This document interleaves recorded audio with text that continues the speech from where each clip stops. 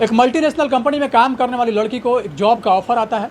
वो लड़की उस जॉब को प्राप्त करने के उद्देश्य से देश की राजधानी नई दिल्ली पहुंच जाती है। निर्धारित समय पे, निर्धारित तिथि को जब वो लड़की इंटरव्यू के लिए उस कंपनी में पहुंचती है, इसी बीच जब वो लड़की अपने बारी का इंतजार कर रही होती है, उसी समय एक चपरासी वहाँ पे आता है और कहता है कि मैडम आपको क्या चाहिए, चाय या कॉफ़ी।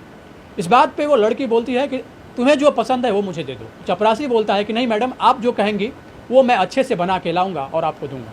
इस बात पे वो लड़की बोलती है कि ठीक है, चाय ही लेके आ जाओ, और हाँ, चाय जब लेके आना तो थोड़ी कड़क बनाना। तो वो चपरासी चला जाता है और थोड़ी देर के बाद उस लड़की के लिए चाय बना के लाता है और कहता है मैडम ये रहा चाय, कड़क चाय, मैं आपके लिए स्पेशल चाय बना के लाया हूँ। वो लड़की मुस्कुराती है, उस चपरासी को थैंक यू बोलती है और चाय पीना प्रारंभ कर देती है। चाय पीने के दौरान ही जब वो चेयर पे बैठ के चाय पी रही होती है, उसी दौरान उसको नींद आता है, और जब नींद आता है तो पूरी तरीके से सो जाती है। 15-16 घंटे बीतने के बाद वो खुद को एक कोठे के कमरे में बंद पाती है, और उस कोठा में वो देखती है कि वो लड़की पूरी तरीके से निर्वस्त्र है। उसके शरीर पे एक भी कपड़ा नहीं था। उसके सामने 45 से 50 साल का एक अधेड़ उम्र का व्यक्ति, वो भी बिल्कुल निर्वस्त्र है, उसके भी तन पे एक भी कपड़ा नहीं था, और वो उस लड़की के शरीर के साथ खेलना चाह रहा था, खेलने की कोशिश कर रहा था। वो लड़की इस बात का विरोध भी नहीं कर पा रही थी, क्योंकि उसके शरीर में वो पावर ही नहीं बचा था कि वो इस बात का विरोध कर पाए, वो मना कर पाए, वो रोक पाए। क्योंकि चाय में कुछ ऐसा पदार्थ मिला के उसको पिलाया गया था जिसको पीने के बाद लड़की की जो शक्ति थी, लड़की का जो शरीर का पावर था, वो ख़त्म हो गया था। वो चाह के भी वो उठ नहीं पा रही थी ताकि वो इस बात का विरोध कर पाए। इस बीच वो अधेड़ उम्र का व्यक्ति जो कि वहाँ पहले से मौजूद था, पूरी तरीके से उस लड़की का उपभोग करता है, पूरी तरीके से अपने आप को तृप्त करता है, और इसके बाद वहाँ से चले जाता है। और इसके बाद सिलसिला शुरू होता है। एक लोग आते हैं, दूसरे जाते हैं, एक लोग आते हैं, दूसरे जाते हैं, मतलब ये सिलसिला चलता रहता है। और ये सिलसिला तब तक चलता रहता है जब तक एक एक करके 15 लोग आ जाते हैं। मतलब 15 लोग बारी बारी से उस लड़की का उपभोग करते हैं, उस लड़की के शरीर के साथ खेलते हैं, पूरी तरीके से अपनी काम वासना तृप्त करते हैं, और इसके बाद वहाँ से चले जाते हैं। 15 के बाद कितने लोग आए, इस बात की वो गिनती नहीं कर पाती है, क्योंकि इतने लोग आ रहे थे कि वो गिनना ही भूल गई थी। लेकिन 15 तक वो गिनती की थी। कि ये जो पूरी घटना हुई, ये लड़की के होश में आने की बात की घटना है।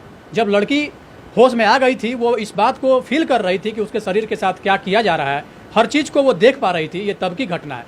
लेकिन आप सोचिए कि जब वो 15 घंटे तक बेहोश थी, उस कंडीशन में उसके साथ क्या किया गया होगा। इस बात की कल्पना मात्र से भी एक आम इंसान कहीं न कहीं सिहर जाएगा। एक आम इंसान की अंतरात्मा कहीं न कहीं करा उठेगी, रो उठेगी कि आखिर उस लड़की के साथ किस प्रकार से दर्दनाक तरीके से उसके साथ इस पूरे घटनाक्रम को अंजाम दिया गया। जब वो लड़की पूरी तरीके से होश में आती है, पीने के लिए पानी मांगती है, उसको पानी नहीं मिलता है, खाने के लिए खाना मांगती है, उसको खाना नहीं मिलता है, और तो और जब वो पहनने के लिए कपड़ा मांगती है कि कम से कम तन ढकने के लिए कपड़ा तो दे दो, उसको कपड़ा भी नहीं दिया जाता है। दिया जाता है उसको कुछ तो वो मार दिया जाता है, उसकी पिटाई की जाती है। वो लड़की वहाँ से निकलने की तमाम कोशिश करती है, लेकिन वो नाकामयाब रहती है। रीज़न ये होता है कि कोई न कोई हमेशा 24/7 उसके आसपास मौजूद होता है। आखिर कौन थे वो लोग जिन्होंने उस लड़की को न सिर्फ वहाँ से उठाया, बल्कि उसको वहाँ पहुँचा दिया जहाँ से एक आम इंसान निकलना तो दूर, बल्कि वहाँ से निकलने की सोच भी नहीं सकता है। यकीन मानिए, जब इस पूरे दुखद और दर्दनाक घटना को आप जानेंगे तो कहीं न कहीं आपकी अंतरात्मा रो उठेगी, आपकी रूह काँप जाएगी। ये दिल दहलाने वाली घटना देश की राजधानी नई दिल्ली की है। देश की राजधानी नई दिल्ली में ही एक थाना पड़ता है कमला मार्केट, और कमला मार्केट में ही एक जगह है जीबी रोड, और जीबी रोड का कोठा नंबर 68 नंबर कोठा, वहाँ से एक शख्स, एक व्यक्ति बाहर निकलता है, और बाहर निकलने के बाद अपने पॉकेट से फ़ोन निकालता है और फ़ोन करता है और कहता है मोनिका के भाई बोल रहे हो। इस बात पे उधर से आवाज़ आता है कि हाँ, मोनिका के भाई धर्मेंद्र बोल रहे हैं। इस बात पे वो शख्स बोलता है कि मैं कौन हूँ, मैं ये तो नहीं बता सकता, इतना ज़रूर बता सकता हूँ कि तुम्हारी बहन जीबी रोड के कोठा नंबर 68 में मौजूद है। तो इस बात पे जब वो लड़का पूछता है कि तुम्हें कैसे पता, तुम कैसे इस बात की पुष्टि कर रहे हो कि हमारी बहन वहाँ पे है। तो इस बात पे वो शख्स बोलता है, वो व्यक्ति बोलता है कि मैं पिछले 4 बार से उस लड़की से मिल के आया हूँ, मैं अपने किए पे शर्मिंदा हूँ, मैंने जो भी उस लड़की के साथ किया है मैं अपने किए पे शर्मिंदा हूँ। ऐसा कह के वो फ़ोन काट देता है। वो लड़का दौड़े दौड़े अपने घर जाता है और अपने पेरेंट्स से ये इस बात की चर्चा करता है कि बहन का पता चल गया है, वो दिल्ली में है और हमें जल्द से जल्द जाना पड़ेगा, तब बहन वहाँ से निकल पाएगी। वो वहाँ से पेरेंट्स से, अपने माता पिता से अनुमति लेके तुरंत दिल्ली के लिए रवाना हो जाता है। और जब वो दिल्ली पहुँचता है तो दिल्ली पहुँचने के बाद वो उसी नंबर पे फ़ोन करता है और फ़ोन करके उस शख्स को, उस व्यक्ति को बोलता है कि बस एक बार आप हमसे मिल लीजिए। वो करोल बाग में रहने वाला व्यक्ति धर्मेंद्र के कहने के बाद धर्मेंद्र के पास आता है और आके मिलता है।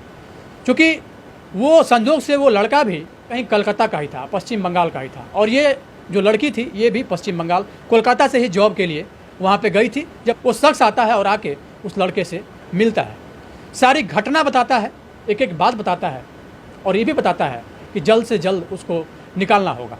इस बात पे वो लड़का सोच में पड़ जाता है कि आखिर क्या किया जाए, आखिर कैसे उस कोठे से कैसे अपनी बहन को आज़ाद कराए। इस बात को सोचने में वो अपने आप को इन्वॉल्व कर लेता है। लेकिन इसी बीच थोड़ी देर के बाद जो व्यक्ति होता है वो व्यक्ति कहता है कि तुम्हारे पास कोई ऑप्शन नहीं है, तुम्हारे पास बस एक ही ऑप्शन है, तुम्हें ग्राहक बन के ही वहाँ पे जाना पड़ेगा, क्योंकि अगर तुम ऐसे गए तो हो सकता है कि तुम्हारी बहन को खतरा हो, तुम्हें खतरा हो, तो तुम्हारी बहन को खतरा न हो, तुम्हें खतरा आगे चल के न हो जाए। इस बात से बचने के लिए कहीं न कहीं बड़े ही सावधानी से इस काम को करने की ज़रूरत है। और अगर सावधानीपूर्वक इस काम को नहीं किया जाएगा तो एक बड़ा हादसा तुम्हारे साथ भी, एक बड़ा हादसा तुम्हारी बहन के भी साथ हो सकता है। ऐसा ही होता है। वो लड़का वहाँ से उस कोठे पे पहुँचता है। कोठे और जब वो अंदर जाता है तो वहाँ पे बहुत सारी लड़कियाँ पहले से मौजूद थी। एक एक लड़की को बुलाया जाता है और धीरे धीरे एक एक करके हर लड़की को रिजेक्ट करना प्रारंभ कर देता है और सब बारी बारी से सबको बोलता है मुझे ये लड़की नहीं चाहिए, मुझे ये लड़की नहीं चाहिए। मतलब सारी की सारी लड़कियों को वो रिजेक्ट कर देता है। इसी बीच जिसका कि उम्र 50 से 60 साल रहा होगा, एक बूढ़ी सी औरत जो कि वहाँ पे बैठी हुई थी, शायद वो उस कोठे की मालकिन थी या फिर उसको वहाँ का बॉस कह सकते हैं। वो कहती है कि अरे 2.5-3 महीने पहले जो एक लड़की आई थी उसको बुलाओ, हो सकता है कि शायद वो उस लड़की को ये पसंद कर ले। इसके बाद बगल से आवाज़ आता है कि मैडम उस लड़की का डिमांड बहुत ज़्यादा है और वो पहले से ही अपने ग्राहक के साथ कमरे में टाइम एक्सपेंड कर रही है।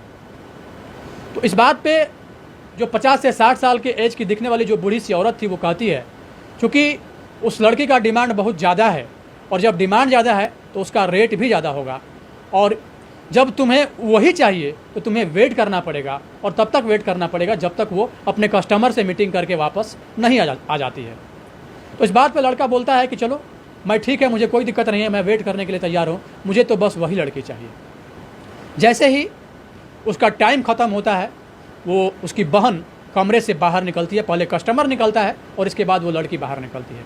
जैसे ही वो अपने भाई को उस कोठे पे मौजूद पाती है, वो रोना चाहती है लेकिन रो नहीं पाती है, वो शर्माना चाहती है लेकिन शर्मा नहीं पाती है। और जैसे ही उस बहन को उसका भाई वहाँ पे मौजूद देखता है वो तुरंत बोलता है कि मुझे यही लड़की चाहिए, और ऐसा बोल के फिर दोबारा उसकी बहन उसी कमरे में चली जाती है जहाँ से वो आई थी, और फिर उसके पीछे पीछे धर्मेंद्र भी अंदर चले जाता है। जाने के बाद दरवाज़ा बंद करता है और बंद करने के बाद दोनों भाई बहन एक दूसरे के गले में लिपट कर रोने लगते हैं। उसकी बहन भी रो रही होती है, उसका भाई भी रो रहा होता है। दोनों की आवाज़ बाहर न चले जाए इस बात के लिए उसकी बहन अपने भाई का मुंह अपने हथेली से बंद करती है और उसका भाई अपनी बहन का मुंह अपने हथेली से बंद करता है, ताकि इन दोनों के चीख को, इन दोनों के आवाज़ को कोई बाहर नहीं सुन पाए। क्योंकि अगर बाहर इस बात की जानकारी हो जाती तो शायद वहाँ पे इन दोनों के लिए खतरा होता। क्योंकि कोठे का एक निश्चित टाइम होता है कि उस टाइम के अंदर ही आपको वहाँ से निकल जाना है। जब टाइम ज़्यादा होने लगता है तो दरवाज़ा खटखटा जाता है, बोला जाता है कि आपका टाइम ख़त्म हो चुका। अगर आप 5 मिनट से ज़्यादा अभी आप रुके तो आपको डबल चार्ज देना पड़ जाएगा। मतलब आप जो चार्ज दे के अंदर गए थे उससे दोगुना चार्ज देना पड़ेगा। इस बात पे अंदर से वो बोलता है कि कोई बात नहीं, जो भी चार्ज होगा मैं देने के लिए तैयार हूँ, मुझे और थोड़ी देर टाइम एक्सपेंड करना है, थोड़ी देर मुझे और टाइम बिताना है। इसके बाद वो लड़की पूरी घटना बताना प्रारंभ करती है।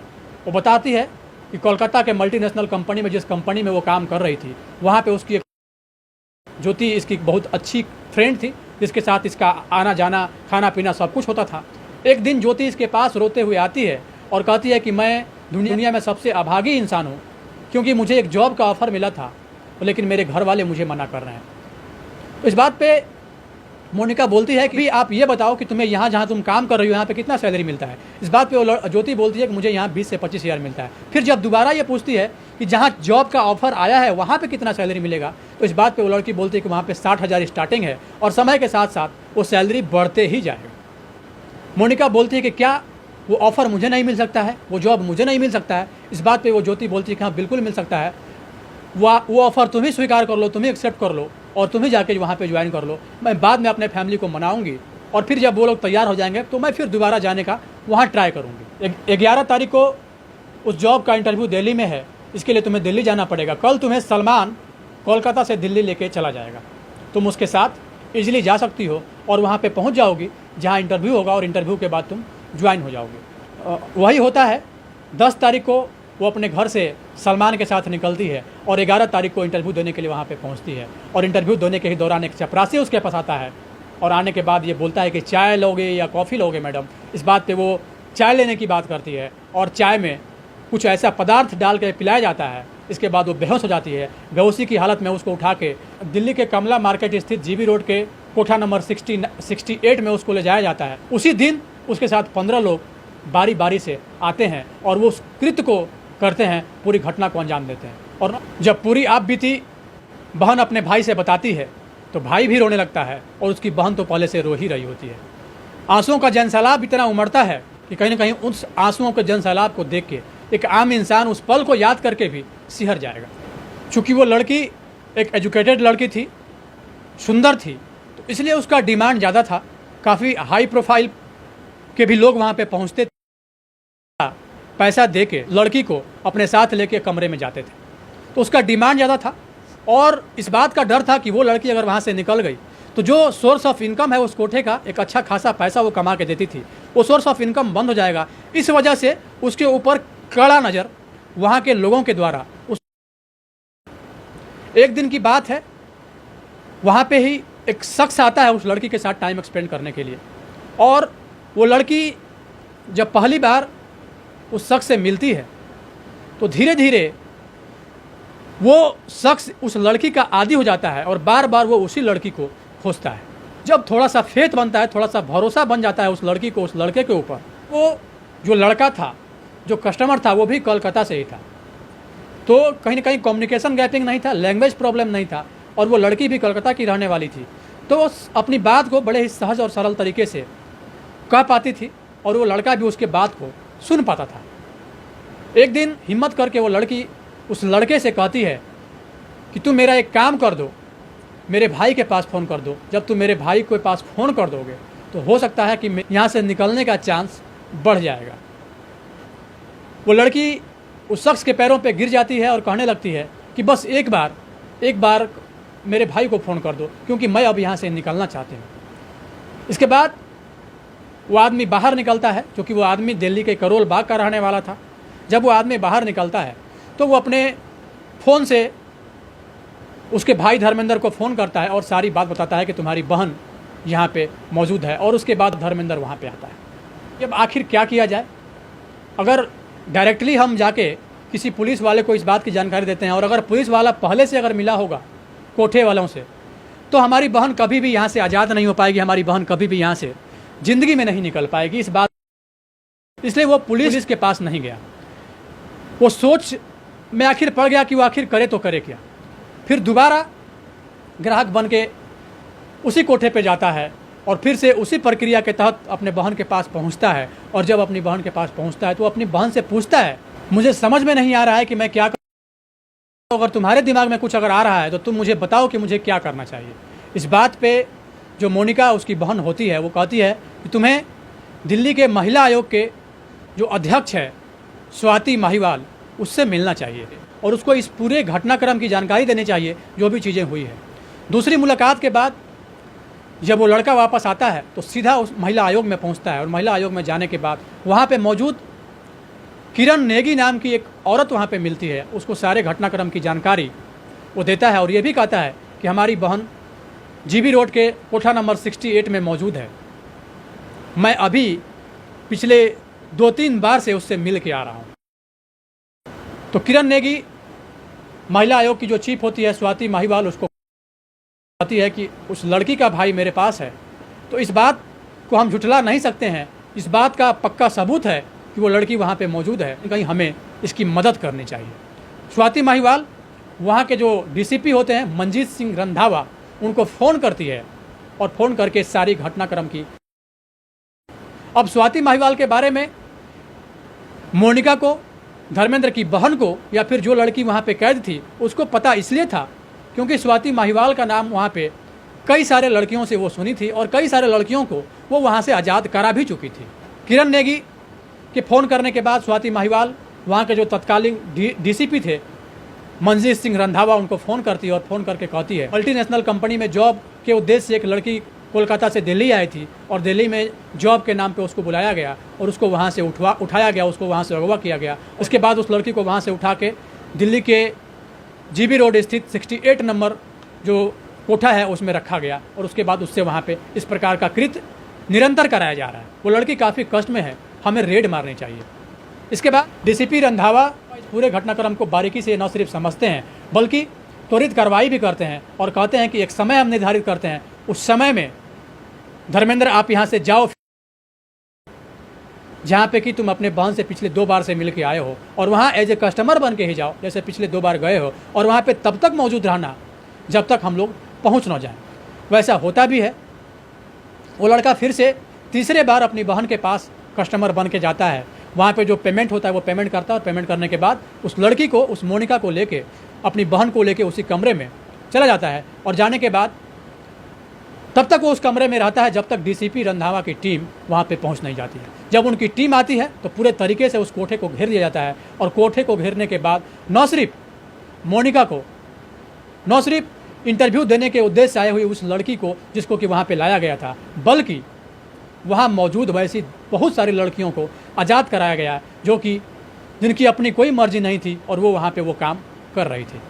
जैसे इस बात की जानकारी पूरे सोशल मीडिया में फैला कि एक बहुत बड़ा पहल हुआ, एक वैसे लड़की खूबसूरत तरीके से इस बात की चर्चा वहाँ पे होने लगी। डीसीपी रंधावा के साथ जो भी उनकी टीम थी जिन्होंने एक कारगर ऑपरेशन वहाँ पे किया था, इस पूरे घटनाक्रम से उस लड़की को निकाला था, उनकी भी कहीं ना कहीं तारीफ जम के वहाँ पे होने लगी। बाकी धर्मेंद्र अपनी बहन को लेकर वापस कोलकाता जाता है और चूँकि 10 तारीख को उसकी बहन वहाँ से निकली थी और जब 14 तारीख तक वहाँ पे जब उसकी बहन दोबारा नहीं पहुँची तो गुमशुदगी की रिपोर्ट उसके घर वालों के द्वारा भी वहाँ पे दर्ज कर दी गई थी। इस पूरे घटनाक्रम को बताने का मेरा उद्देश्य किसी के भावनाओं को आहत करना नहीं, किसी के अंतरात्मा को चोट पहुँचाना नहीं, बल्कि आपको सचेत करना है, बल्कि आपको जागरूक करना है। और बाकी इस पूरे घटनाक्रम को देख के आपकी अपनी क्या राय है, अपनी राय कमेंट बॉक्स में, जो कि आप लोग हमेशा से देते आए हैं, नेगेटिव और पॉजिटिव, मैं हर तरह के कमेंट का बड़े ही बेसब्री से अपने कमेंट बॉक्स में इंतजार करता हूं। आप लोग अपनी राय मेरे कमेंट बॉक्स में ज़रूर दें। बहुत बहुत धन्यवाद।